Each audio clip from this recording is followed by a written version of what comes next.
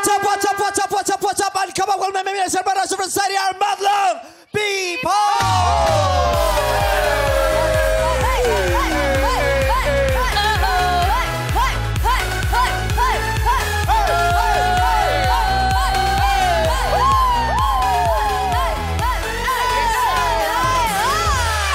Ngayong unang Lunes ng 2025, magkakasama tayong mangarap para sa mas masaya, mas malusog, mas mapayapa at mas matagumpay na 2025!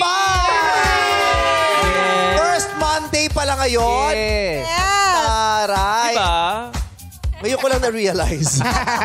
First Monday of the year pa lang ngayon. At ngayong araw, sineselebrate natin ang tagumpay ng mga Pilipino dito sa homecoming ng Pride ng Tawag ng Tanghalan. The Voice US Season 26 Champion, Sofronio Basquez! Dito ka na live at tinupad mo yung pangako mo sa amin na babalik ka dito para sa pangmalakasang opening number kasama at nasaksihan ng Madlang People!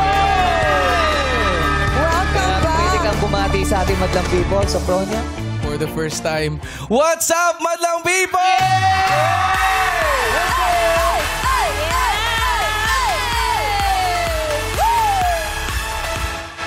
I love it. At taas at syempre nagsari pwes ang ating TNT champs, JM, Raven, Laika, Rhea Jen, JM, and Mariel.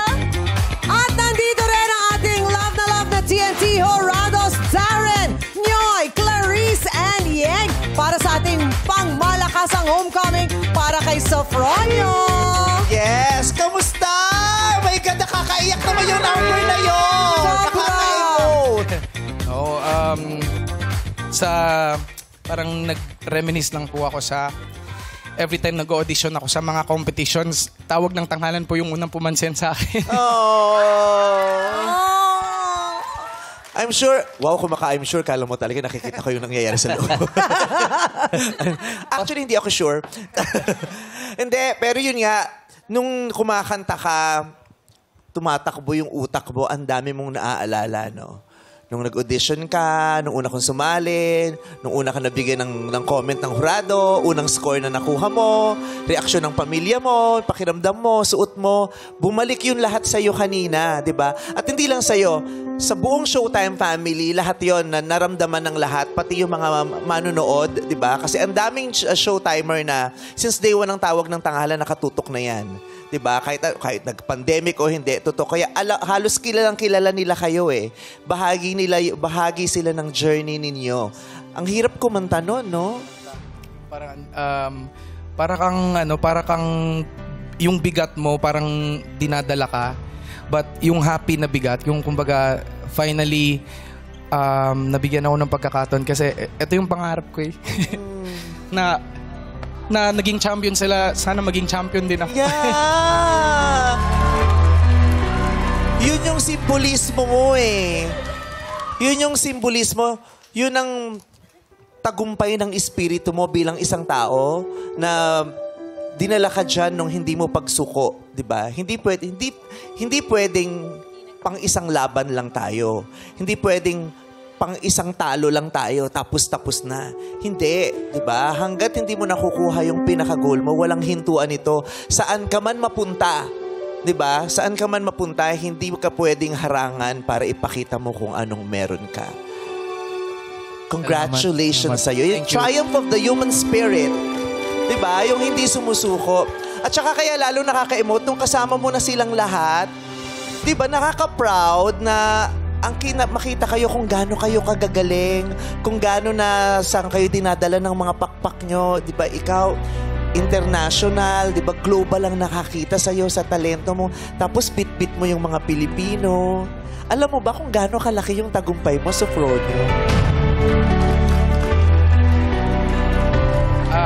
Inspired lang po ako sa mga kwento kasi naiintindihan ko kung paano po lumaban. And even po sa lahat po ng mga tao dito, hosts, from the people na nagtatrabaho dito, we all have dreams. Huwag lang po tayong sumuko talaga. Yeah! Ang daming mga batang mahilig kumanta ngayon na nung nakita ka nila, marami doon nagsabing, magiging ganyan ako. Ganun ka din nung bata eh. Meron ka ring tinuro na nakita mo sa telebisyon na sabi mo, gusto mo maging ganyan ka. Isa ka po doon, ate. Bago po ako tumungtong ng stage, nag-message po ako sa iyo na thank you for inspiring. Oh, salamat.